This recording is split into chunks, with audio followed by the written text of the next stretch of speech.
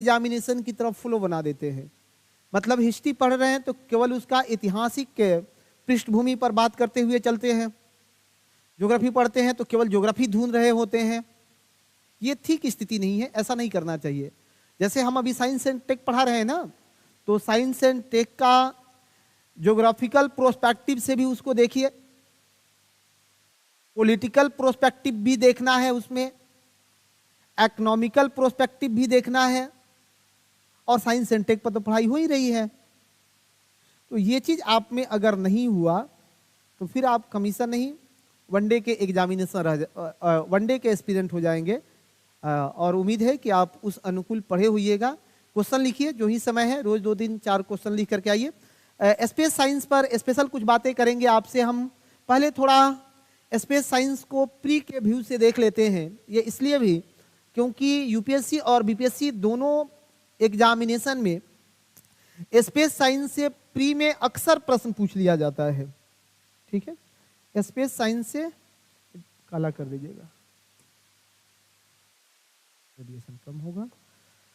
Space science से जो है अक्सर प्रश्न पूछ लिए जाते हैं।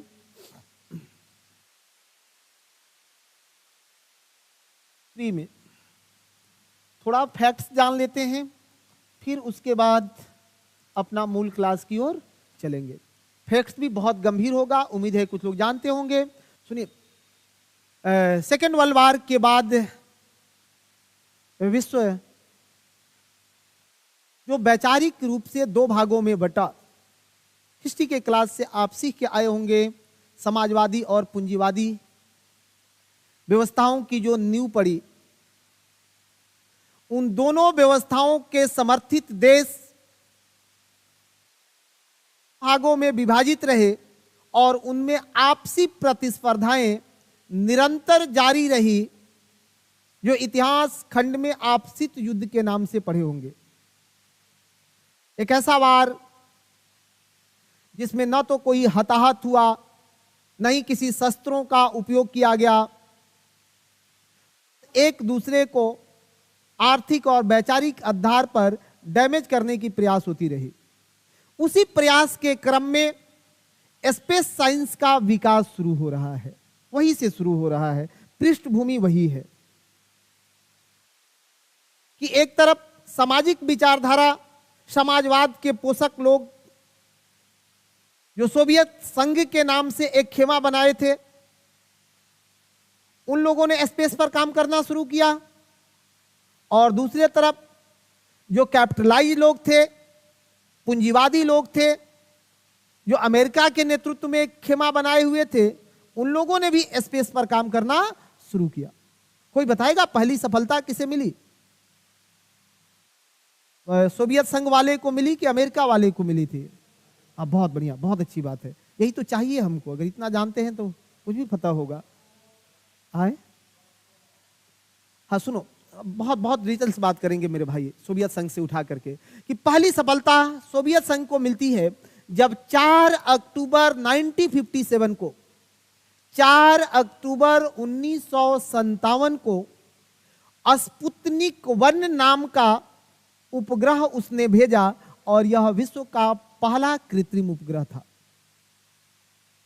स्पुतनिक 1 यह विश्व का पहला कृत्रिम उपग्रह था जो किसी देश के द्वारा भी अंतरिक्ष में भेजा जा रहा था।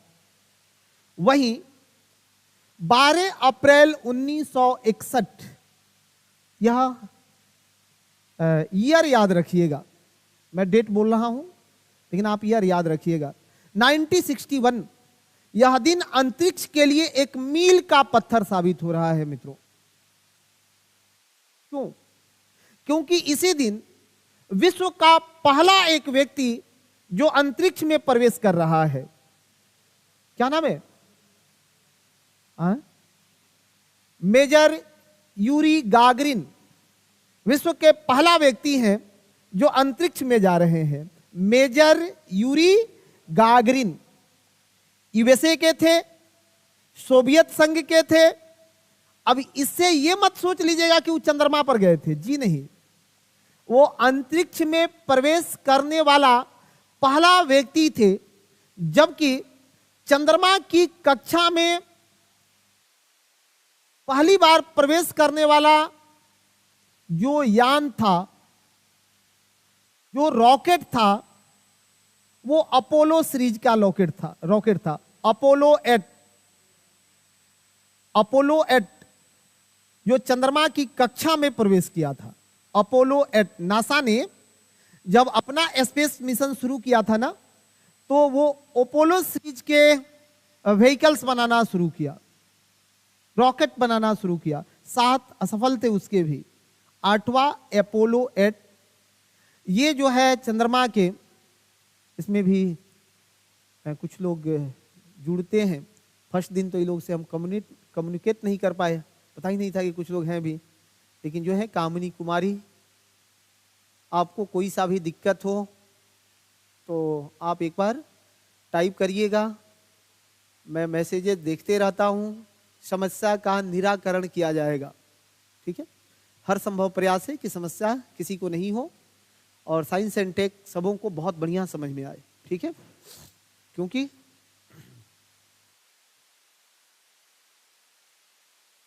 कंटिन्यू रखें ना।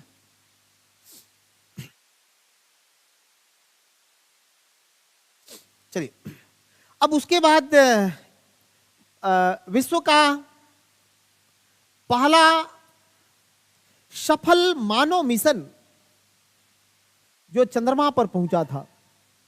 आ जाइए, आ जाइए। हे गांडीवधारी अर्जुन, कहां विलंब हो गई थी आपको? हाँ, ट्रैफिक में थोड़ा पहले आइए। ठीक है, हाँ, क्योंकि जब भी कोई नया आएगा चंद सेकेंड हम भी डिस्ट्रैक्ट होंगे, है कि नहीं है। क्लास में कम्युनिकेट करना पड़ता है सबको कि सब लोग मेरे भाव में आ जाओ, है कि नहीं है, मेरी भाषा शैली से बंधो, उसके बाद ना यात्राएं होगी। चलिए ठीक है, और आज अभी तो फैक्चुअल क्लास है। चलिए शुरू करते हैं। 1969 वो 20 जुलाई का दिन जो पूरे विश्व के स्पेस साइंस इतिहास में एक सबसे बड़ा उदाहरण था, जिस दिन अमेरिका के अपोलो 11 यान से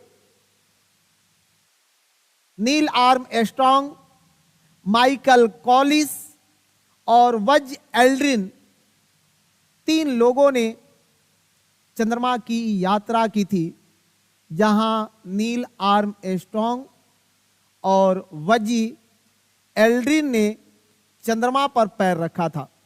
सबसे पहले नील आर्मस्ट्रांग और सेकंड चंद्रमा पर पैर रखने वाला व्यक्ति वजी एल्ड्रिन। नाम याद रखिएगा, एल्ड्रिन केवल याद रखना है, वजी छूट जाए कोई बात नहीं है, एल्ड्रिन से पकड़ा जाएगा। नील आर्मस्ट्रांग बहुत पूछ लिया है, रुक जाइए मैं कलेक्ट करवा दूंगा। ठीक है, समय नहीं था, नहीं तो थोड़ा सा हम तो लिखवा देते, पीपीटी भी बनवा देते, आगे से पीपीटी रहेगा। अब भारत के स्पेस साइंस पर हमको बात करनी है। भारत एक ऐसा देश जो हमेशा ही भविष्य के संभावनाओं को स्वर्णिम रूप में देखता है। देखिए, हम आजाद हो रहे हैं कब? 1947 को। आजादी के समय हमारे पास बहुत सारी समस्याएं थी, एजुकेशन, इकोनॉमिकल स्थिति, इंफ्रास्ट्रक्चर ठीक करना था, हर एक देश में कितनी चुनौती थी। और इसलिए अगर प्रधानमंत्री के रूप में आप हमसे पूछेंगे ना कि सर आपका सबसे प्यारा प्रधानमंत्री कौन है, निसंदेह मैं नेहरू को आदर्श मानता हूं। ये इसलिए भी आए, आप नहीं मानते हैं? हाँ, कोई बात नहीं, नहीं मानते हैं तो अब ये समय आपका 10 मिनट ले लेंगे तो मान जाइएगा, लेकिन फिर भी मनवा देंगे, चिंता मत करिए। लेकिन कभी अगर ऐसा मौका आ जाए ना मेरे भाई, कहीं इंटरव्यू सेशन वगैरह में बात करने का, तो निसंदेह नेहरू जी को बोलिएगा। सेकंड नंबर पर आप मनमोहन सिंह को रख सकते हैं। तीसरा नंबर के लिए संघर्ष चल रहा है अभी वर्तमान और इससे पहले वाले में। ठीक है, वो कंगना रनौत वाले व्यूज में मत जाइए, क्योंकि थोड़ा हिस्टोरिकल होके सोचना पड़ेगा।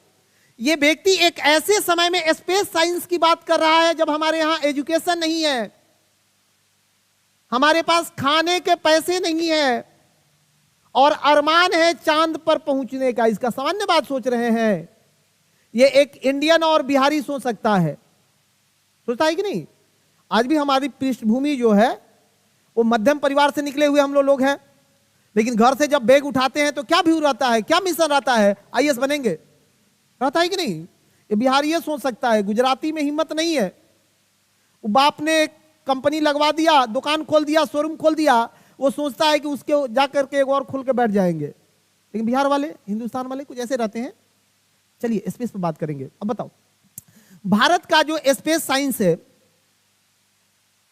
भारतीय अंतरिक्ष अनुसंधान संगठन इसरो, इसरो से पहले भारत में एक संस्था बनी थी जो स्पेस साइंस पर रिसर्च कर रही थी। इसरो तो बहुत बाद में बना है, 1969 में बना है। इसरो का गठन कब हुआ है? हाँ, 1969 में हुआ है। जबकि 1962 में एक संस्था बनी थी, इनको एस्पार, नाम याद रखिएगा, VVI होगा, ठीक है? इनको एस्पार, कौन सी संस्था थी? इनको एस्पार, ये संस्था है, इनको एस्पार। शॉर्ट फॉर्म है इसका, जो बृहत रूप है वो है भारतीय राष्ट्रीय अंतरिक्ष अनुसंधान समिति। इस समिति ने काम करना शुरू किया और इसी समिति के अध्यक्ष बनाए गए थे डॉक्टर विक्रम भाई साराभाई। डॉक्टर विक्रम ए साराभाई पूरा नाम था, डॉक्टर विक्रम ए साराभाई। और इसलिए डॉक्टर विक्रम ए साराभाई को भारतीय स्पेस साइंस का जनक कहा जाता है, father of Indian space science. दिक्कत है आपको? अंग्रेजी हिंदी अब बोल रहे हैं, दिक्कत नहीं ना है? जहां दिक्कत हो हाथ उठा दीजिएगा, ये आपका अधिकार है, ठीक है? कोशिश करेंगे। भारतीय अंतरिक्ष एजेंसी इसरो, जिसका मूल उद्देश्य क्या रहा है मेरे भाई? तो इसरो का जो मूल उद्देश्य रहा है, वो इसरो का मूल उद्देश्य क्या है? उपग्रहों को बनाना। मूल उद्देश्य क्या है? उपग्रह बनाना, सैटेलाइट बनाना, और दूसरा इस सैटेलाइट को लॉन्च करने के लिए व्हीकल्स का निर्माण करना, यान बनाना, रॉकेट बनाना, यही है ना? SLV की यात्रा आज RLV पर पहुंच चुकी है। थोड़ा सा भी अगर पढ़े होंगे तो SLV की यात्रा हमारी कहां पहुंच गई है? RLV पर पहुंच गई है। लेकिन याद रखिएगा, हमारे प्रारंभिक स्टेजेज में हमारे स्पेस साइंस के लिए जो रसिया का योगदान है, आजीवन याद रखेंगे हम। क्योंकि अभी तो हम प्लान कर रहे हैं ना कि अपना मानव युक्त मिशन भेजेंगे चंद्रमा पर गगनयान के रूप में, अभी तो हमारा प्लान है। लेकिन रसिया सबसे पहले हमारे एक व्यक्ति को पहुंचा के बुला लिया, राकेश शर्मा। नासा भी एगो को ले गया था, पता है ना? हाँ, संयोग से वो नहीं पहुंचा पाया, बीच में ही छोड़ दिया था। कल्पना चावला नहीं पहुंच पाई थी, अब वो यान एक्सीडेंट हुआ, डेथ कर गई, ठीक है? वो एक अलग ट्विस्ट है, उस क्षेत्र में चल के बात नहीं करेंगे। मित्र, बात नहीं करिए आपस में, ठीक है? अगर दिक्कत हो तो सीधे हमसे कनेक्ट हुई है। चलिए, अब कुछ चीज और हम आपसे बात करेंगे, बहुत महत्वपूर्ण बातें होगी आपसे। भारत का पहला स्वदेशी साउंडिंग रैकेट कौन था? एक शब्द मिलता है साउंडिंग, कभी पेपर ऊपर में देखे हो क्या आप लोग? न्यूज पेपर कुछ लोग पढ़ते हैं और उनको साइंस एंड टेक की जब शब्दावलियां मिलने लगती है तो वे अब गूगल पर शिफ्ट हो जाते हैं कि इनसेट किसको बोलते हैं, CMS क्या होता है, EOS क्या होता है, RLV क्या होता है। आज इन शब्दावलियों को भी ठीक कर लेंगे ताकि आप न्यूज़पेपर एक बार उठाइए तो सब चीज क्लियर हो जाए कि भाई इनसेट क्यों बनाया गया, किस लिए बनाया गया, इनसेट का काम क्या है, जीसेट का काम क्या है। ऐसा सब नहीं मिलता है क्या? मिलता है, निश्चित रूप से मिलता है। और करंट में तो ये छाए हुए हैं। बीपीएससी 69वीं ने टेलर कास्टिंग दिखा दिया है कि 17वीं में साइंस एंड टेक की भूमिका बहुत महत्वपूर्ण होने वाली है। ठीक है, और कुछ बीपीएससी पढ़ने वाले तो इसको स्किप करके ही पढ़ते हैं कि जैसे एस्थेटिक्स को मान लेते हैं वैसे ही इसको मान लेते हैं। बीपीएससी विद्यार्थियों की एक सबसे बड़ी समस्या क्या है कि वो एस्थेटिक्स को बहुत एक्स्ट्रा पेपर मानते हैं कि पेपर 1 में एस्थेटिक्स आता है, 2 क्वेश्चन बनाना है, 36 दूना 72 नंबर होगा, 10 दिन में क्लियर हो जाएगा। वैसे ही पेपर 2 में साइंस एंड टेक है, 2 क्वेश्चन इसमें भी लिखना है, 10 दिन में पढ़ लेंगे, लेकिन ऐसे होगा नहीं। ठीक है, परिणाम बहुत अलग होंगे। सुनिए, भारत का पहला स्वदेशी साउंडिंग रॉकेट 1967 में छोड़ा गया था, RH-75 नाम था। हाँ, साउंडिंग जहां लिखा होगा उसका मतलब समझ लीजिए, वो सिर्फ ट्रायल के लिए भेजा जाता है, रिसर्च के लिए भेजा जाता है, उसका कोई अपना उद्देश्य नहीं होता है, पहला चीज। दूसरा, भारत का पहला कृत्रिम उपग्रह आर्यभट्ट, बहुत आसान है, क्वेश्चन डायरेक्ट नहीं बनेगा, क्वेश्चन अब इसमें मूव कराएगा। किस देश के सहयोग से भेजा गया था? हाँ, सोवियत संघ के यान से भेजा गया था 1975 में, 1975 में भेजा गया था मेरे दोस्तों, 1975 में भेजा गया था। कोई दिक्कत? 1975 में भेजा गया था। उस समय हम लोग कोई व्हीकल्स नहीं बनाते थे।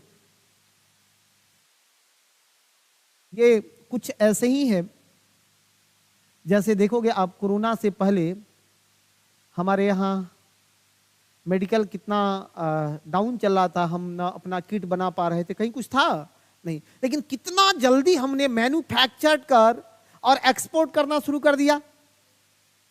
विश्व के लोग चौकन्ने देखते रह गए कि क्या कर दिया इंडिया। ये तो भारत की करिश्माई छवि की देन है, नहीं है? करिश्माई छवि मैं क्यों बोला कि यहाँ के लोगों में एक जज्बा है, एक जुनून है, बस एक थोड़ा बेहतर मोटिवेटर मिले। भारत के पहले अंतरिक्ष यात्री राकेश शर्मा 1984 को उन्होंने सफलतापूर्वक अंतरिक्ष की यात्रा की थी और सोवियत संघ ने भेजा था। उपग्रह किसको कहते हैं? उपग्रह बताओ।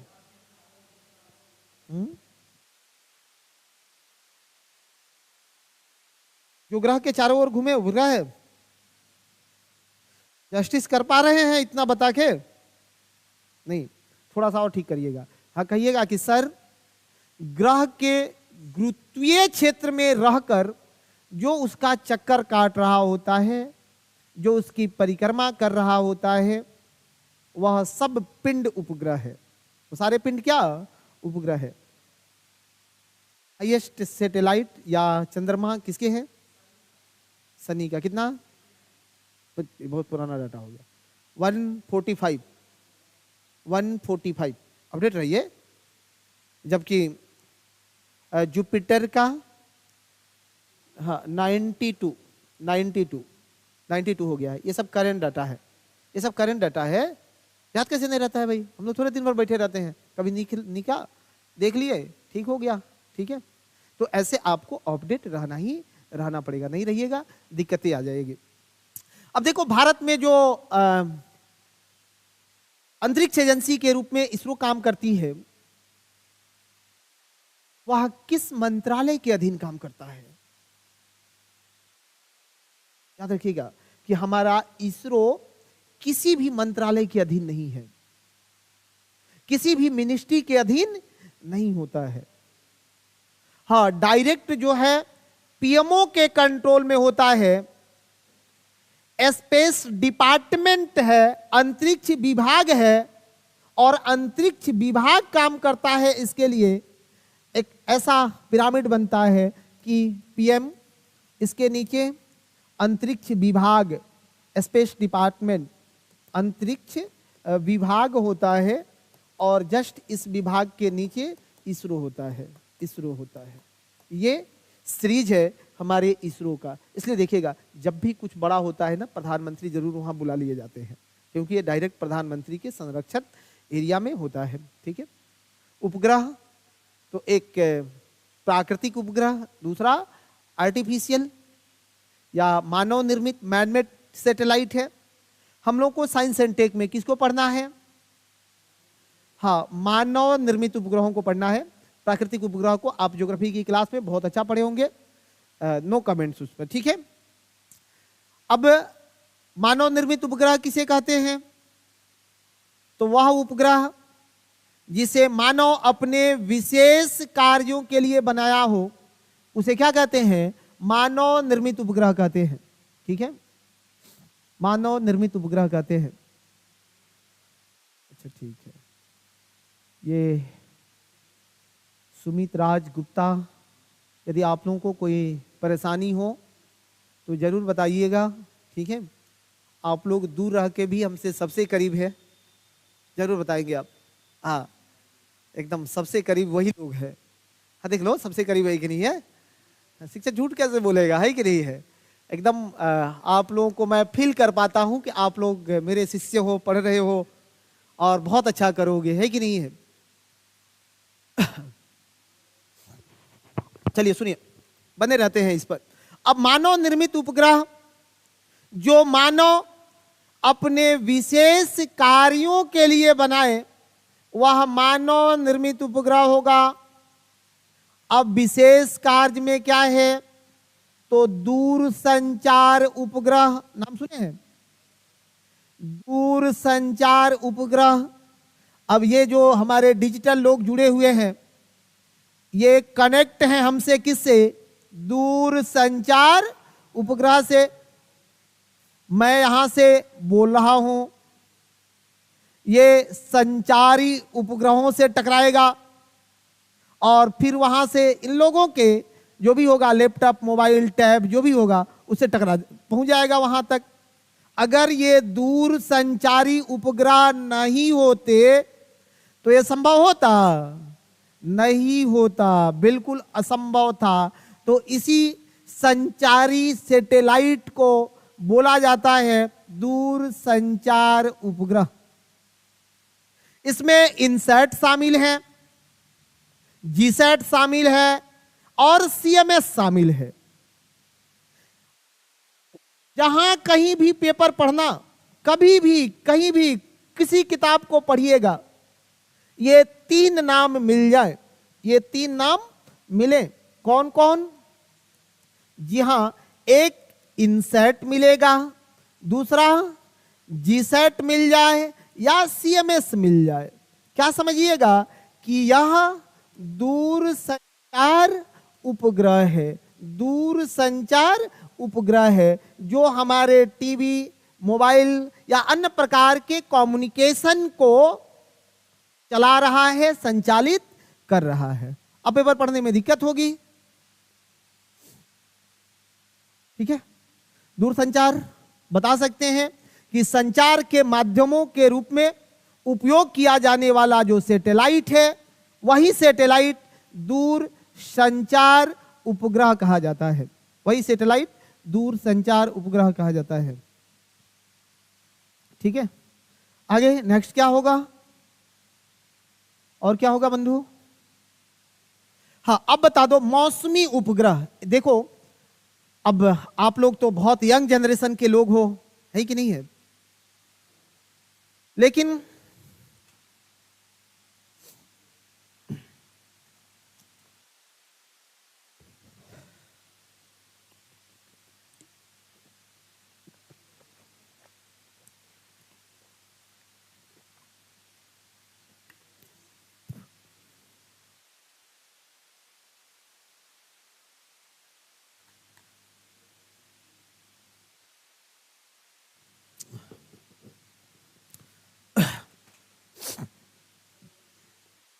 चलिए ठीक है।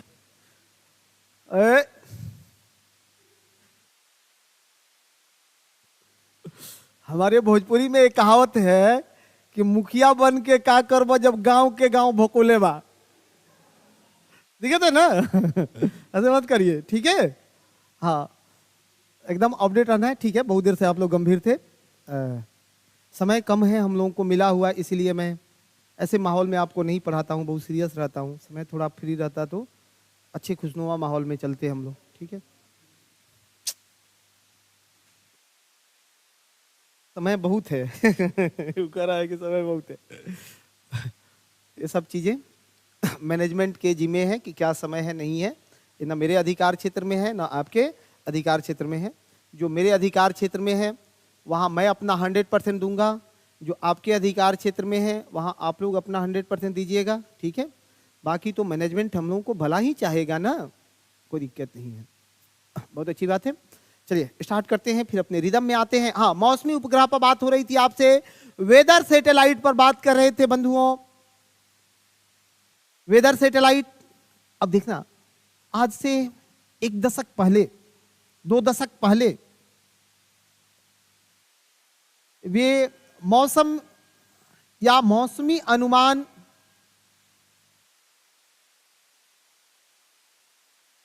मौसमी अनुमान की क्या स्थिति थी? पंडित जी बताते थे कि वर्षा होगा कि नहीं होगा, पथरा देख के। हाँ, ठाकुर प्रसाद के कैलेंडर में होता था। देखिए कितना दीर्घजीवी व्यक्ति बैठा है, ठाकुर प्रसाद के कैलेंडर में जो है लिखा हुआ था कि हाँ वर्षा कौन महीना में होगा, कौन महीना में नहीं होगा, लगातार फेल कर जाता था। लेकिन जैसे ही विश्व ने वेदर सैटेलाइट पर काम करना शुरू किया, वेदर सैटेलाइट की दुनिया में एक नई कीर्तिमान स्थापित की कि आज देखो तो कितना सटीक पूर्वानुमान आ रहा है कि 9 बजे पटना में बारिश होगा। ऐसा आता है कि नहीं आता है? 9 बजे बारिश होता है। ऐसा नहीं है कि अब भविष्यवाणियां ज्यादा प्रबल हो गई है, जी नहीं, विज्ञान की उपलब्धियां बढ़ी है, साइंस एक नया कीर्तिमान स्थापित किया है। तो वेदर टाइप का जो है ना, तो कल्पना सीरीज आता है वेदर में, याद रखिएगा, कल्पना सीरीज के सैटेलाइट वेदर पूर्वानुमान के लिए बनाए गए हैं। ये कल्पना सीरीज का जो सैटेलाइट है, उपग्रह है, इसको किस लिए बनाया गया है? मौसम पूर्वानुमान के लिए। कल्पना 1, कल्पना 2, कल्पना 3 ये सब चलेगा। तो जहां कहीं भी अब कल्पना दिख जाए तो क्या मौसम, समझ लीजिएगा कि ये मौसम अनुमान के लिए बनाया गया सैटेलाइट है। वो बिहार की लोक गायिका मैडम कल्पना नहीं, हाँ कुछ सोच रहा होगा क्या तरक्की की है इस कल्पना पर, वो कल्पना आ गया, अरे वो बात नहीं है, ये पूर्वानुमान के लिए बनाया गया है, इसलिए इसका नाम कल्पना रख दिया है, ठीक है। तीसरा एक दूर संवेदन उपग्रह है। दूर संवेदन उपग्रह है, बहुत काम के उपग्रह हैं। दूर संवेदी उपग्रह, इंग्लिश मीडियम वाले रिमोट सेंसिंग सैटेलाइट, ठीक है, आप लोगों के लिए बोल रहा हूं स्पेशल आज, रिमोट सेंसिंग सैटेलाइट, दूर संवेदन उपग्रह। अब आप देखोगे कि लगातार भारत या विश्व आज एक देश दूसरे पर भी नजर रख रहा है अपने सैटेलाइट के माध्यम से। जी हां, चाइना भारत में कितना किलोमीटर अंदर गया, भले भारत सरकार बताए या नहीं बताए, लेकिन डाटा उसके पास तुरंत पहुंच जाता है, सैटेलाइट देता है। कहीं भूकंप आया, उस भूकंप में कितनी क्षति हुई, वह देश कितना गंभीर रूप से समस्याग्रस्त है, ये सब का डाटा आंकड़ा हमें उपग्रह उपलब्ध करा दे रहा है, किसी भी देश का। तो सुदूर संवेदन उपग्रह, इस श्रेणी के जो उपग्रह आएंगे, उपग्रह रहते हैं जैसे आईआरएस। अब ये मतलब हिंदी वाले नहीं ना सोच रहे हैं कि सर हिंदी में कहा नहीं लिख रहे, भाई आईआरएस कहीं लिखाएगा तो आईआरएस से लिखाएगा। अगर आप आंसर राइटिंग में आईआरएस को रोमन लिपि में भी आईआरएस लिख देते हो, कोई खतरा नहीं है, क्योंकि ये टेक्निकल वर्ड है। टेक्निकल वर्ड में हिंदी इंग्लिश कोई मानक नहीं होता है, सीखना पड़ेगा यहां पर। इसी में आता है कार्टोसैट, इसी का हिस्सा है कार्टोसैट, ये भी इसमें आता है, या EOS ये भी आता है, RI सैट ये भी आता है। सबका नाम मैं इसका लिखवा दे रहा हूं कि क्या आता है। एक होता है नेविगेशन सैटेलाइट, नौ परिवहन उपग्रह, बहुत काम का है। नेविगेशन सैटेलाइट, नेविगेशन सैटेलाइट, नौ परिवहन उपग्रह, कोई दिक्कत नहीं है।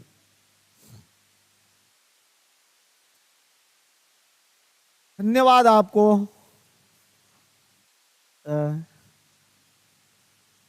चलिए,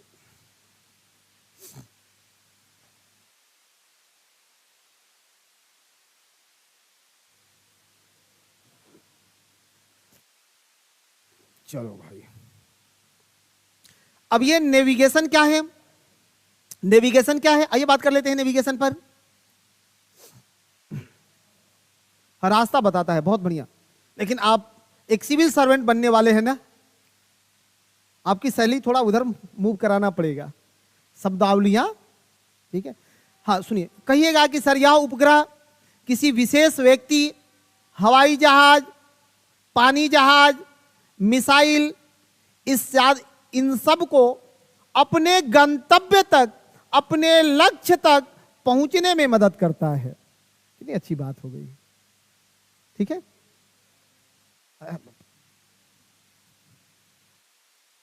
बहुत बहुत मार खाइएगा। चलिए सुनो, अब भारत में जो है अभी जीपीएस चल रहा है, तो जीपीएस पर बहुत गहरी बातें होगी आपसे। जीपीएस भारत का स्वदेशी नहीं है, अमेरिका का है। हाँ, भारत का जो स्वदेशी है वो भारत का स्वदेशी नाविक है मित्रों। भारत ने अपना नाविक बनाया है, लेकिन नाविक का वैज्ञानिक नाम नाविक नहीं है, का वैज्ञानिक नाम IRNSS है। तो एक शब्द याद रखिएगा कि जहां भी मैं ये पढ़ाना चाहता हूं, IRNSS श्रृंखला का कोई उपग्रह होगा, क्या समझेंगे आप, कि ये नेविगेशन सैटेलाइट है, नौ परिवहन उपग्रह है। दिक्कत है, भारत का स्वदेशी नौ परिवहन उपग्रह IRNSS है, ठीक है। क्या करें, इन थोड़ा थोड़ा सा जो फैक्ट्स है इसको लिखवा दें। समय देख लेने दीजिए, समय है हम लोगों के पास, बहुत समय है, आज बातें भी बहुत करनी है आपसे। थोड़ा 5 मिनट में कलेक्ट कर लीजिए, क्योंकि एक भी इसमें लाइन नहीं है ना जिसको छोड़ दिया जाए। हमने जितना छोड़ना था उतना चीजों को छोड़ लिया है, ठीक है।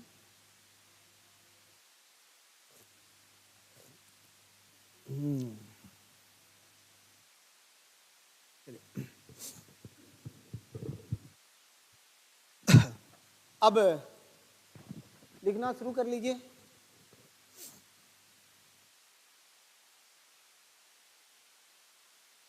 अंतरिक्ष विज्ञान फैक्ट्स ऐसा करके हेडिंग लगाइए, अंतरिक्ष विज्ञान फैक्ट्स।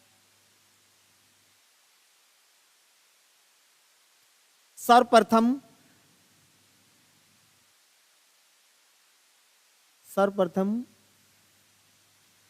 सोवियत संघ ने, सर्वप्रथम सोवियत संघ ने स्पुतनिक 1 नाम का, सोवियत संघ ने स्पुतनिक 1 नाम का उपग्रह, स्पुतनिक 1, हाँ नाम वही रहेगा, स्पुतनिक 1 ही रहेगा। उपग्रह सैटेलाइट बोलता है, ठीक है। तो दोनों लैंग्वेज में कैसे बोल पाएंगे, लेकिन टर्म बताते रहेंगे, ठीक है, ठीक है।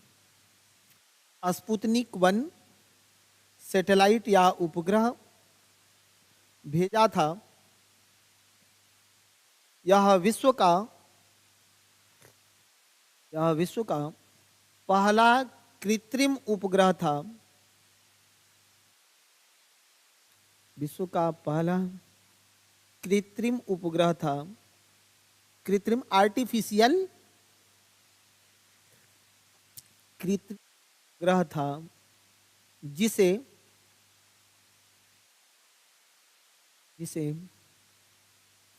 4 अक्टूबर 1957 4 अक्टूबर 1957 को 1957 को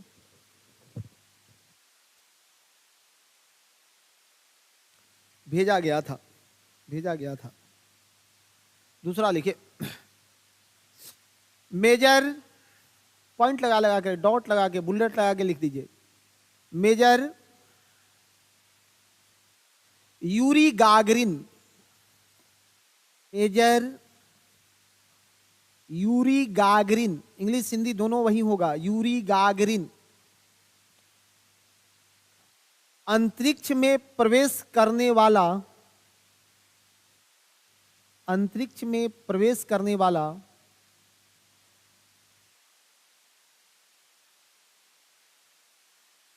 पहला मानव थे।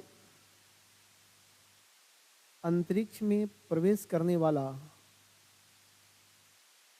पहला मानव थे। कब? डेट ने याद नहीं रही, कोई बात नहीं। 12 अप्रैल 1961, 12 अप्रैल 1961। कल से हम सबका फिगर लगा के रखेंगे बोर्ड पर पीपीटी में, ठीक है? क्योंकि बिना फिगर वीडियो का साइंस एंड टेक समझना थोड़ा टफ हो जाएगा। आज इसलिए नहीं लगाए हैं कि आज बड़ा चीज़ नहीं था, बस इंट्रो था, लेकिन कल जितना पढ़ाएंगे सबका फिगर दिखा देंगे। जब संसाधन हमारे पास है तो संसाधनों का उपयोग होना चाहिए, अगर नहीं रहता तो फिर तो कोई ऑप्शन ही नहीं था। लेकिन ये है कि यहाँ पर्याप्त संसाधन है, जो एक टीचर और स्टूडेंट के लिए चाहिए, वो सब कुछ उपलब्ध है, ठीक है? बस एक ही चीज़ की आवश्यकता है, क्या? जुनून और जज्बे की, ठीक है? जो थोड़ा सा नदारत दिखता है, हाँ वो छोटू कह रहा है कि साथ मेरे इतना हाई नहीं मिलता है, उसका तो एकदम हाई है, हाँ एकदम हाई है, बहुत बढ़िया है, ठीक है? सब में जज्बा हो, लेकिन जज्बा सकारात्मकताओं के साथ हो, ठीक है? हाँ, नहीं तो फिर मुश्किलें आ जाती है। अब 1 मिनट भी हम क्लास से डिस्कनेक्ट हुए कि कुछ लोग 1 मिनट में अपने आधे 1 घंटे का जो दुख दर्द है वो बगल वाले को सुना ही देते हैं कि भाई ये बात याद आ गया है कि नहीं है। फिर जब बोलेंगे तब वो लोग कहेगा ओहो इसमें नहीं करना है हमको, फिर कुछ ये चलेगा, ऐसे नहीं रहिए, ठीक है? बस इतना छोटा सेशन है, मात्र 1.5 घंटे का सेशन है। अभी सेशन में भी ये सब ठीक नहीं है ना? नहीं है। और कल से आप लोग क्वेश्चन लिख करके लाइएगा, मैं क्लास के बाद रहता हूँ, ठीक है? आपको जिस स्तर पर भी हमसे हेल्प चाहिए, एकदम खुला मन से आपके लिए तैयार है। जितना मेरी ज्ञान की सीमा है, अपने ज्ञान की सीमाओं में आपका मार्गदर्शन करेंगे। ये भी अनंत नहीं है, ठीक है? लिमिटेड है, तो जो ही सीमाएं हैं उसमें आपका मार्गदर्शन करेंगे। हाँ, लेकिन इतना पूरे विश्वास के साथ कह सकते हैं कि आप लोगों को सफल कराने भर के लिए ये हमको लगता है पर्याप्त है, जिसका हमने 1 दशक में बहुत सारे प्रयोगशालाओं में अप्रूव भी कर लिया है कि लगता है कि अब ठीक ठाक है, ठीक है? तो इससे विश्वास होकर के आप काम करिएगा। सबसे जरूरी चीज़ है कि एक विद्यार्थी को संस्था और टीचर के प्रति कितना विश्वास है, बहुत जरूरी है। ये आप में सकारात्मकता की संचार कराती है कि मैं जिसके साथ हूँ, जिसके यहाँ पढ़ रहा हूँ, जिस संस्थान से जुड़ा हूँ, वहाँ से मेरी सफलताएं सुनिश्चित है। आपके मन में ये दिन भर घूमते रहेगा ना, तो आप उस दिशा में काम करोगे। लेकिन जहाँ निगेटिविटी प्रवेश किया, वहाँ से आप कितना भी जिद कर लो, बहुत मुश्किल हो जाती है, ठीक है? तो पहले तो आप इस चीज़ को विश्वस्त हो जाना कि नहीं ठीक है, आदमी ठीक है, टीचर ठीक है और यहाँ आने वाले सब लोग ठीक है, ठीक है, और उस अनुकूल हम लोग बढ़ाएंगे। तो मैं आपको दोबारा से बोल दिया हूँ कि आप हिस्ट्री, ज्योग्राफी, पॉलिटी किसी भी सब्जेक्ट में आंसर राइटिंग करोगे तो आप हमसे उसमें स्पेशल परामर्श मेरा ले सकते हो कि सर ये डेड आंसर हो रहा है कि पूरा एकदम शानदार खूबसूरत हो रहा है, कि इसमें क्या और ऐड होना चाहिए, क्या ऐड नहीं होना चाहिए, इस टाइप की, ठीक है, चीज़ें चलती रहेंगी। लेकिन लिखिए, थोड़ी उधर इंटरव्यू भी चल रहा है, आप लोग ऐसे करेंगे तो कैसे काम चलेगा, ठीक है। हाँ, लिखते जाएंगे लिखते जाएंगे, लिखो। चंद्रमा की कक्षा में, चंद्रमा की कक्षा में प्रवेश करने वाला, चंद्रमा की कक्षा में प्रवेश करने वाला पहला यान, पहला यान, व्हीकल्स, पहला यान अपोलो 8 नासा का था। अपोलो 8 नासा का था। हाँ, 8 अपोलो 8, अपोलो 8 नासा का था। ईयर 1968 था जब प्रवेश किया था। तो आगे लिखिए, 20 जुलाई 1969, 20 जुलाई 1969, ये 20 जुलाई 1969, 1969, 20 जुलाई 1969 को नील आर्मस्ट्रॉन्ग, को नील आर्मस्ट्रॉन्ग, तीनों का नाम बोल दें। हाँ, ये 3 लोग गांधी जी के 3 लोग नहीं थे, कभी कभी ये नाम हुआ आ जाता है कि 3 में कौन नहीं था, ठीक है। चलिए, नील आर्मस्ट्रॉन्ग, एक है माइकल कॉलिस, कॉलिस, जी हाँ, Michael Collins, Michael Collins, Collins, और एक है वजी एल्ड्रिन, वजी एल्ड्रिन, वजी एल्ड्रिन, ये तीनों नाम हैं। वजी एल्ड्रिन, वजी एल्ड्रिन ने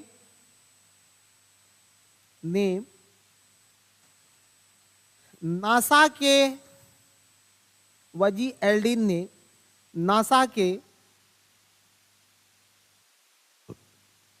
अपोलो 11 यान से, नासा के अपोलो 11 यान से चंद्रमा पर पहुंचे थे, ठीक है। अब एक बार मेरी यात्राएं जैसे 1 दशक पूरी हो चुकी है टीचिंग की, ठीक है। एक लड़का मिला क्लास लेकर के, कभी निकल रहे थे तो कहा कि सर, नील आर्मस्ट्रॉन्ग सबसे पहले कौन पैर रखा था सर? बायां रखा था कि दायां पैर रखा था? वहां जाकर के पढ़ने का कोई मतलब है? बताओ तो, है कि नहीं है? हाँ, पैर रखा था तो रखा था। और स्वाभाविक सी बात है, अगर आपसे कोई साइको टेस्ट ले रहा है तो कोई भी व्यक्ति अगर मतलब चलता है तो स्वाभाविक तो उसका दायां पैर पहले उतरता है, नहीं है? तो आप ऐसे जगहों पर नहीं जानते हो तो मारो कि दायां पैर रखा होगा।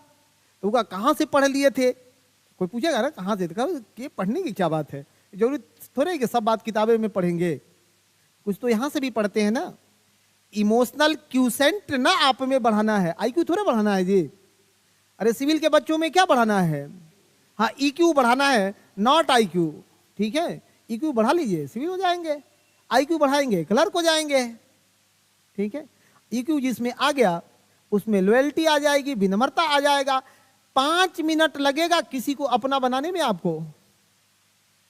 अब कुछ कर रहा है तब तो सर यही जनरेट करना चाहिए था, इसी की जरूरत है, पहले यही पढ़ा दो, है कि नहीं है?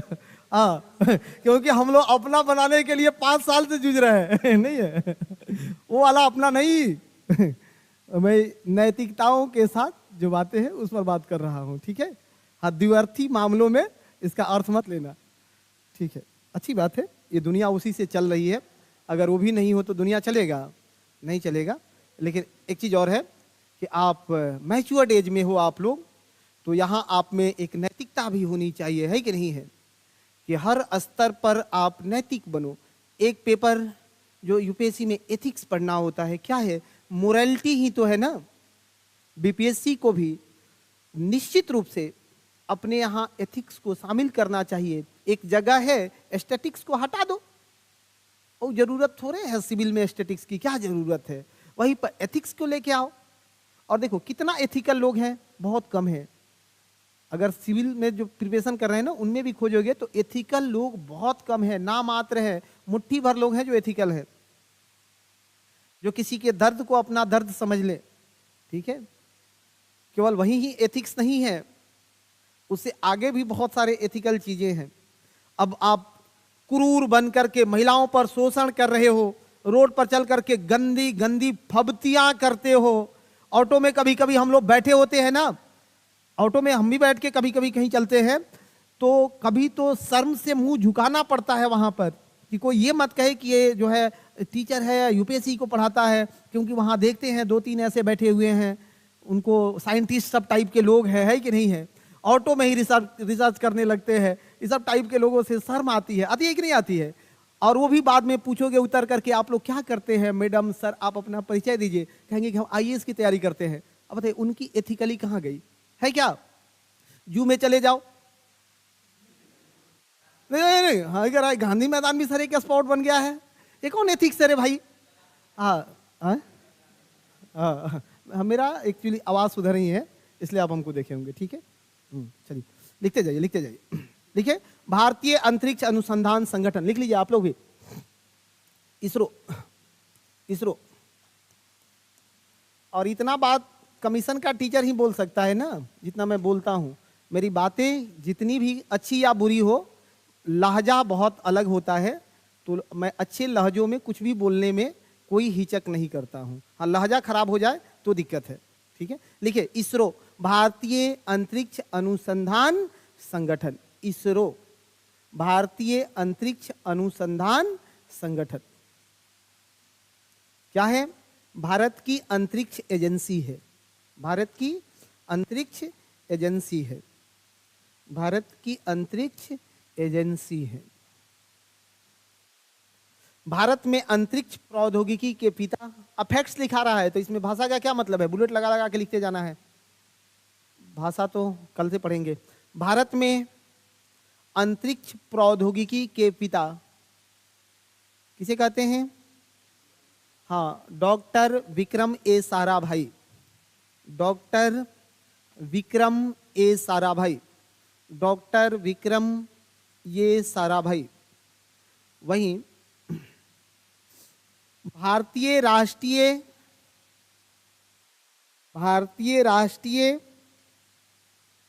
आप लोग रुक जाओ, आप लोग इंग्लिश मीडियम वाले रुको, हिंदी मीडियम वाले लिखिए। भारतीय राष्ट्रीय अंतरिक्ष अनुसंधान समिति।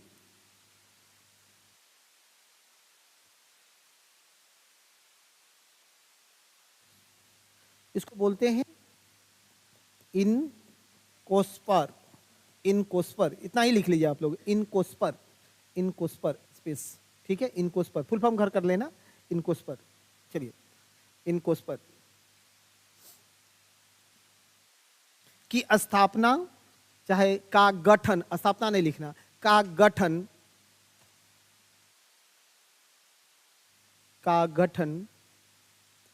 1962 में, 1962 में हुआ था। कब हुआ है?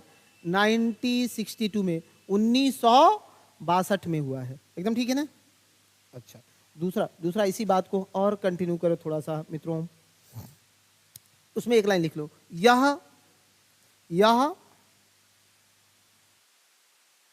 भारतीय अंतरिक्ष अनुसंधान संगठन, मतलब इसरो, यह इसरो की, केवल इसरो लिख लो, यह इसरो की पूर्ववर्ती समिति है। पहले की बिफोर, यह इसरो की पूर्ववर्ती समिति है, ठीक है। एस्टेबल्ड बिफोर इसरो, इतना लिख लो ना, या ऑर्गेनाइज लिखना, ऑर्गेनाइज बिफोर इसरो, ठीक है, ज्यादा सही वो है। चलिए नेक्स्ट है मेरे भाई, इसरो का गठन, इसका डेट लिख लेना, इसका टाइम लिख लो, 1962 में। इनकोस्फार कब? 1962 में, ठीक है, लिखवा दिए हैं। आगे लिखे, इसरो का गठन, इसरो का गठन कब? हाँ, 15 अगस्त 1969। ये VVI है, इसका डेट याद नहीं होगा तो किसका होगा? 15 अगस्त 1969। किसके अधीन काम करता है? पॉइंट लगा के लिखना, भारत के अंतरिक्ष विभाग, भारत के अंतरिक्ष विभाग, भारत के अंतरिक्ष विभाग के अंतर्गत आता है, भारत के अंतरिक्ष विभाग के अंतर्गत आता है। उद्देश्य क्या है? उद्देश्य क्या है? विजन क्या है? विजन क्या है? हाँ, तो 2 लिख लेना। पहला, उपग्रहों का निर्माण, उपग्रहों का निर्माण, और दूसरा प्रक्षेपण यान, प्रक्षेपण यान माने रॉकेट, प्रक्षेपण यान क्या? रॉकेट, प्रक्षेपण यान का निर्माण, रॉकेट का निर्माण करना, ठीक है, रॉकेट का निर्माण करना, प्रक्षेपण यान का निर्माण। लिखिए, भारत का पहला, भारत का पहला स्वदेशी, भारत का पहला स्वदेशी साउंडिंग रॉकेट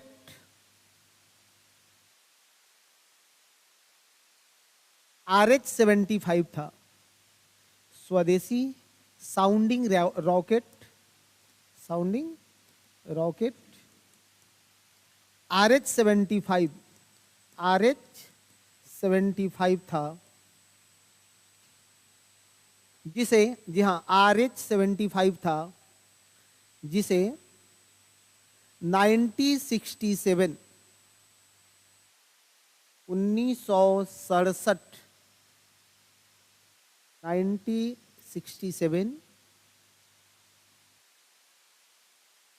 में लॉन्च किया गया था। 1967 में लॉन्च किया गया था। भारत का पहला कृत्रिम उपग्रह आर्यभट्ट, आर्यभट्ट, जिसे आर्यभट्ट, ठीक है, जिसे सोवियत संघ के रॉकेट से,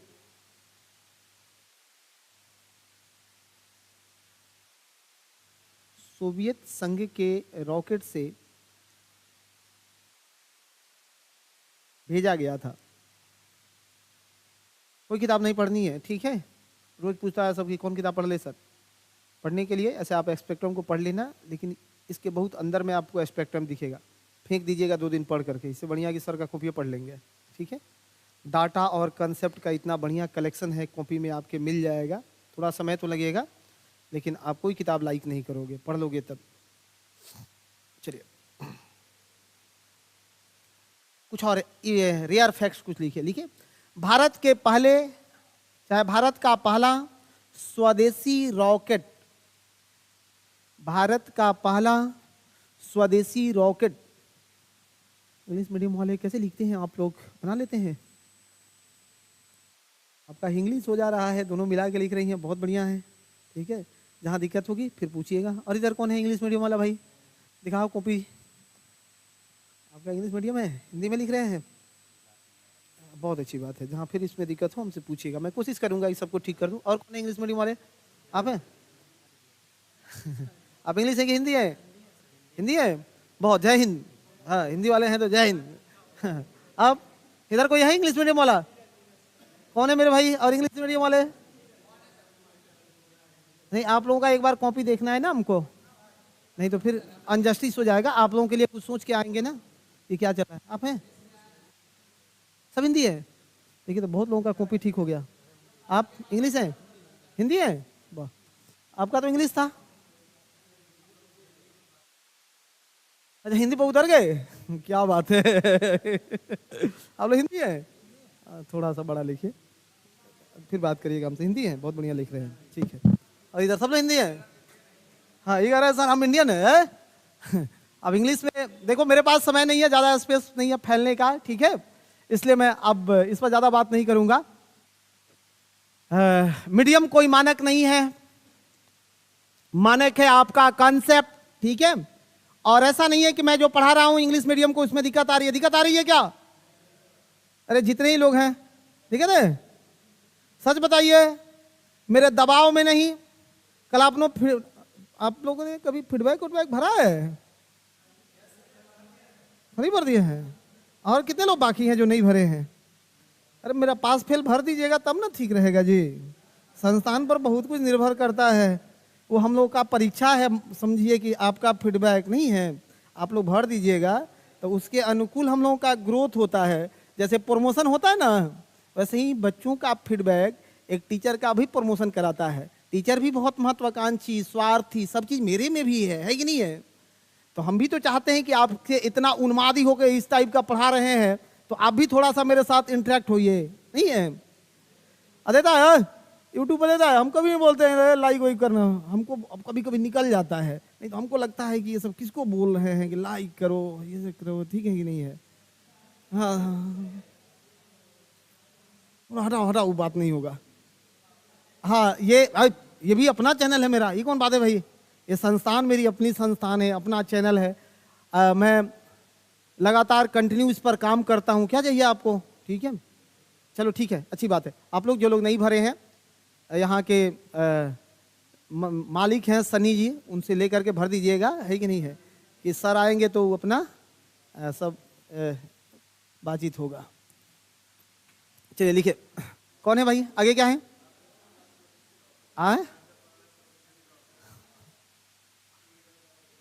फीडबैक ये लोग का काहे नहीं लिए हैं? अभी देखिए ये लोगों को कहाँ मिला है। अभी दीजिए फॉर्म ले आगे। हाँ छोड़िए छोड़िए, हटाइए, आइए आगे बात करते हैं। कहाँ बात कर रहे थे भाई मेरे? कौन सा रॉकेट है? हाँ, भारत का पहला स्वदेशी रॉकेट SLV-3 है। कौन सा रॉकेट है? SLV-3 है। इससे इंपॉर्टेंट लाइन जोड़ना मेरे भाई, SLV-3 है जिससे रोहिणी उपग्रह को, किसे? जी हां, रोहिणी उपग्रह को अंतरिक्ष में भेजा गया था। ये लाइन जोड़ के याद करना, जिससे रोहिणी उपग्रह को, रोहिणी अब नाम लिख देना है, अंग्रेजी लिखिए चाहे हिंदी लिखिए, रोहिणी उपग्रह को अंतरिक्ष में भेजा गया था। भारत के पहला अंतरिक्ष यात्री राकेश शर्मा कब गए थे? हाँ, 2 अप्रैल 1984। बहुत बढ़िया, राकेश शर्मा 2 अप्रैल 1984। आज केवल फैक्ट में हम लोगों का टाइम बीत जाएगा क्या? किसने भेजा था? सोवियत संघ ने भेजा था। किसने भेजा था? सोवियत संघ ने भेजा था।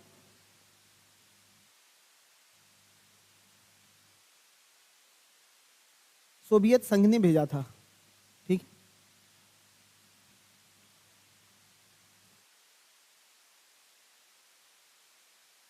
सोवियत संघ ने भेजा था। देखिए,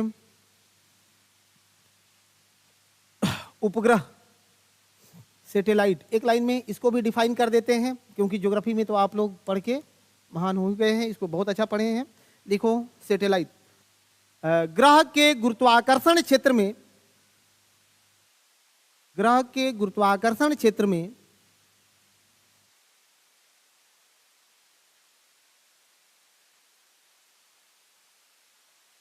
गुरुत्वाकर्षण क्षेत्र में, ग्रेविटी एरिया में कोई पिंड चक्कर लगाता है, कोई पिंड चक्कर लगाता है, कोई पिंड चक्कर लगाता है, उसे उपग्रह कहते हैं,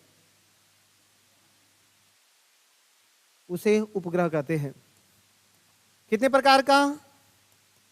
2 प्रकार का। पहला प्राकृतिक उपग्रह,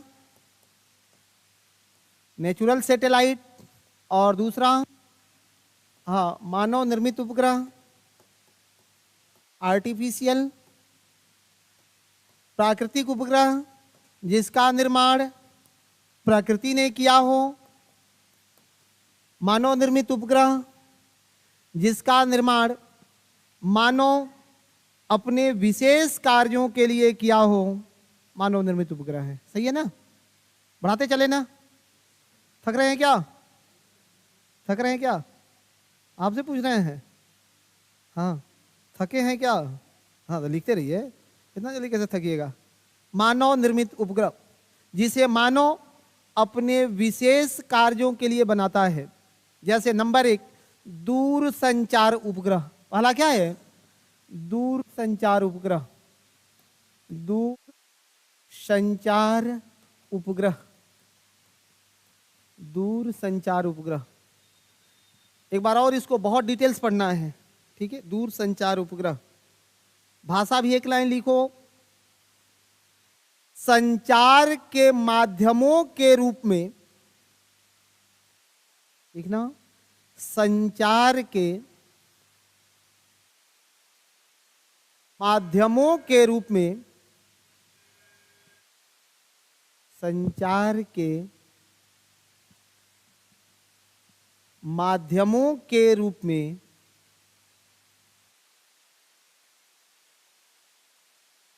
उपयोग में लाया जाने वाला,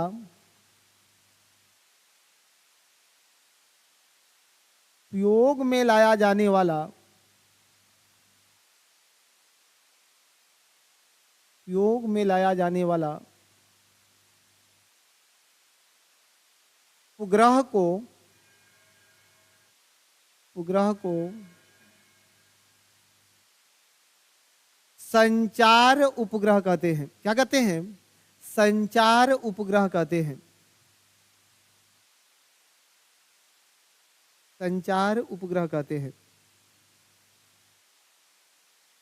जैसे अब ये नाम वीवीआई करके याद रहेगा ना? मैं नाम इसलिए आप लोगों को बता रहा हूं ना सबका, कि प्री एग्जामिनेशन में तो इंपॉर्टेंट रहेंगे ही, मेंस में भी इसकी बहुत बड़ी भूमिका होगी। पेपर पढ़ने में आपको सुविधा होगी, किताब पढ़ना आप सीख जाइएगा। नहीं तो साइंस एंड टेक इसलिए लोग नहीं अच्छे से पढ़ पाते हैं कि नाम ही समझ में नहीं आता है। अब इनसेट, जीसेट, सीएमएस लिखता हुआ बढ़ रहा है, पता ही नहीं चल रहा है कि इनसेट है क्या। अब किताब पढ़ेंगे कि गूगल करेंगे? और गूगल तो एक ऐसा हथियार, ये लॉलीपॉप टाइप का सौदा है, हथियार है, जिसमें एक बार यदि आप चले जाए तो फिर निकलने में समय लगता है। लगता है कि नहीं लगता है? एक इंफॉर्मेशन खोलेंगे, नीचे फिर आर्टिफिशियल इंटेलिजेंस अगला लगाया हुआ मिलेगा, मन आकृष्ट होगा कि एक बार इसको भी देख ले, है कि नहीं है? और सबको देखने के चक्कर में किसी को नहीं देख पाते हैं। अरे किसी एक को देखो और अच्छे से देखो, मजबूती से देखो, है कि नहीं है? चलो ठीक है, हटाओ हटाओ, तुम लोग दूसरी दुनिया में लेके चल जाता है क्या सनी जी? ये समझ लेता है कि सर ये क्या देखने का बोल रहे हैं, हम कंटेंट की बात कर रहे हैं आपसे, ठीक है? चलिए, अच्छी बात है। हाँ, अच्छी समझ रहे हैं, अच्छी समझ है आपकी, बहुत अच्छी बात है।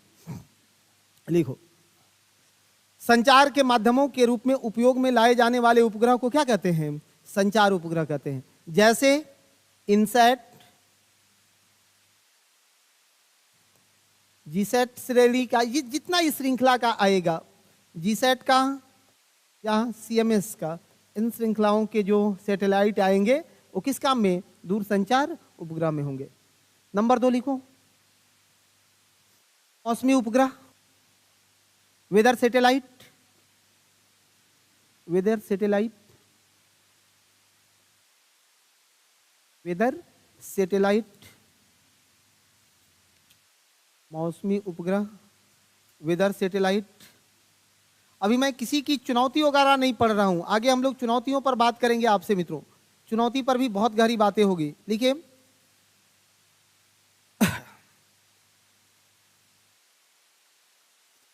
वेदर सैटेलाइट में कल्पना श्रेणी के उपग्रह, कल्पना श्रेणी के उपग्रह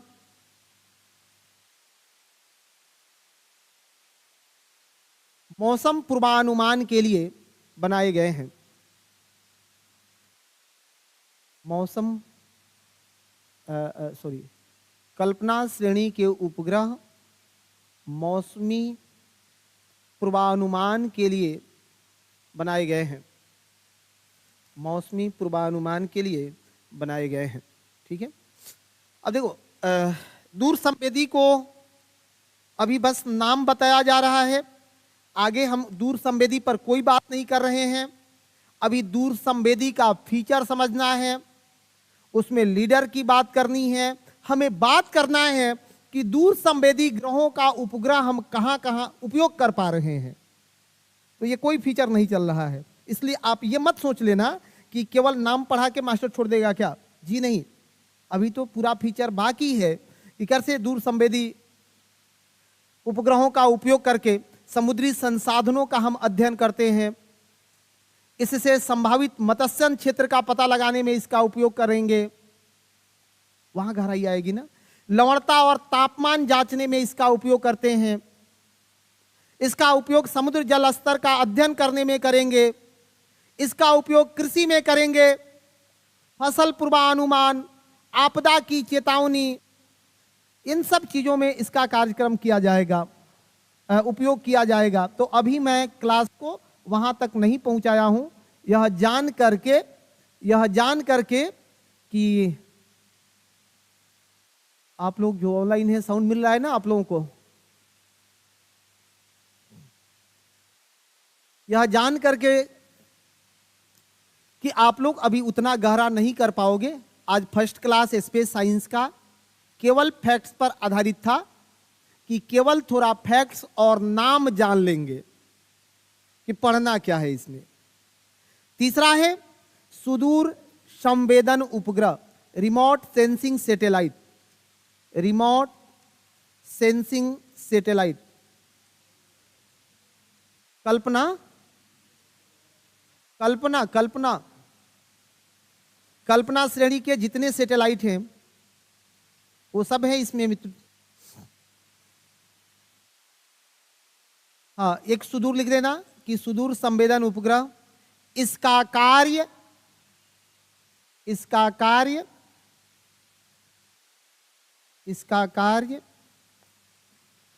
पृथ्वी के आंकड़े प्रदान करना होता है,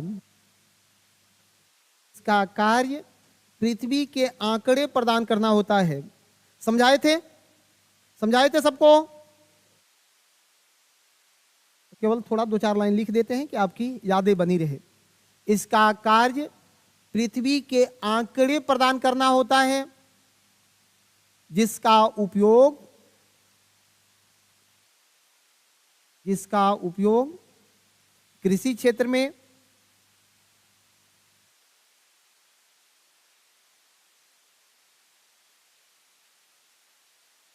शहरी विकास में,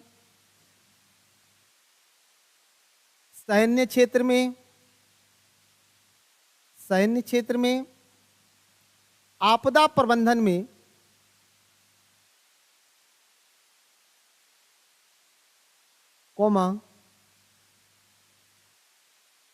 जलवायु परिवर्तन को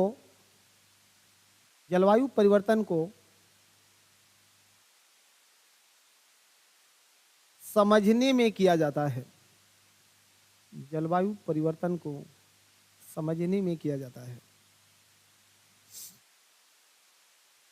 उदाहरण में कौन श्रेणी का सैटेलाइट पढ़िएगा इसमें, जैसे IRS, इसमें IRS, हाँ, ओशियन सैट, ओशियन समुद्र के लिए बनाया है, ocean set, ocean set.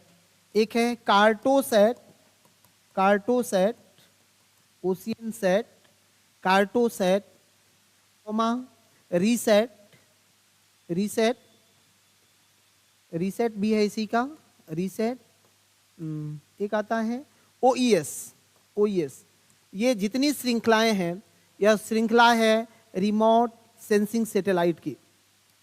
OES, चाहे EOS होता है, हाँ हाँ EOS होता है, EOS होता है, ठीक है, बहुत बढ़िया, EOS होता है, EOS होता है, ठीक है सबको। थोड़ा सा बात कर लेते हैं आपसे नेविगेशन सैटेलाइट पर, नौ परिवहन उपग्रह पर समझा दिए हैं। लेक्चर को आपने बहुत लुत्फ उठाया, तो थोड़ा 4 लाइन लिख करके ले जाना ही पड़ेगा ना। थोड़ा सा बात कर लेते हैं इस पर, नेविगेशन सैटेलाइट नौ परिवहन उपग्रह पर। लिखो, यह उपग्रह किसी विशेष व्यक्ति, हवाई जहाज, जल जहाज, मिसाइलें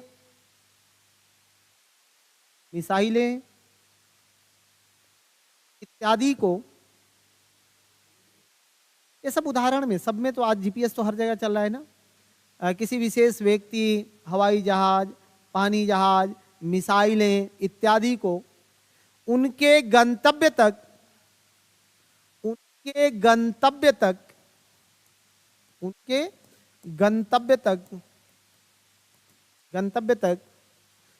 पहुंचाने में मदद करता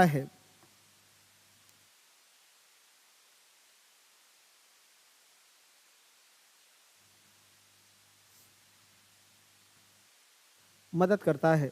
ठीक है। भारत में इसकी कौन सी श्रृंखला है? IRNS, लिख लो। भारत में IRNS श्रृंखला के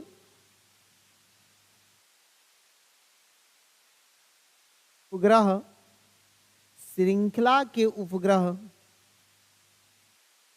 नौ परिवहन या नेविगेशन सैटेलाइट है।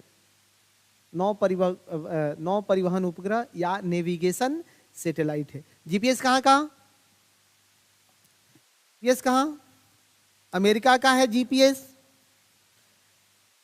अब नेविगेशन के लिए बात करेंगे आपसे, 3 चीजों की जरूरत होती है। एक GPS, दूसरा सैटेलाइट और क्षेत्र आधारित नक्शा। अगर ये सब होगा तो ही नेविगेशन होगा। उसमें GPS फुल फॉर्म क्या? Global positioning system. GPS पर बात करेंगे वैश्विक नेविगेशन प्रणाली पर और एक क्षेत्रीय नेविगेशन प्रणाली पर।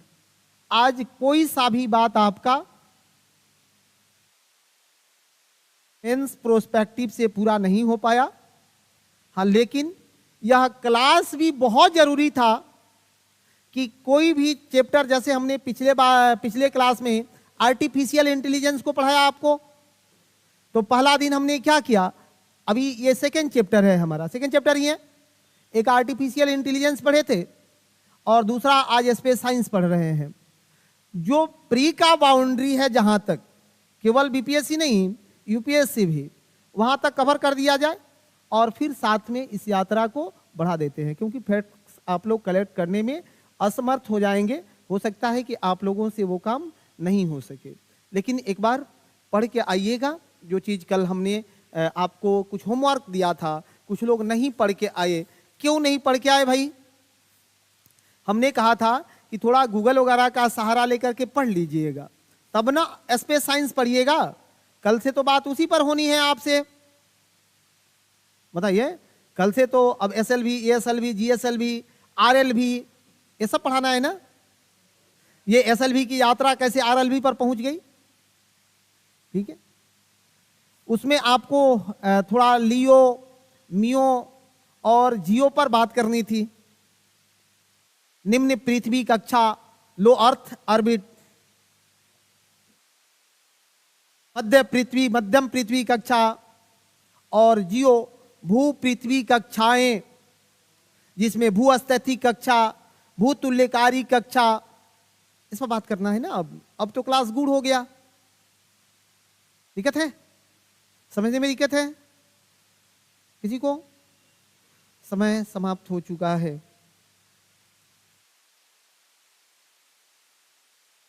मन भरता नहीं है आप लोगों का? नहीं, मन में इच्छाएं रहती है कि थोड़ा और चल जाता रहती।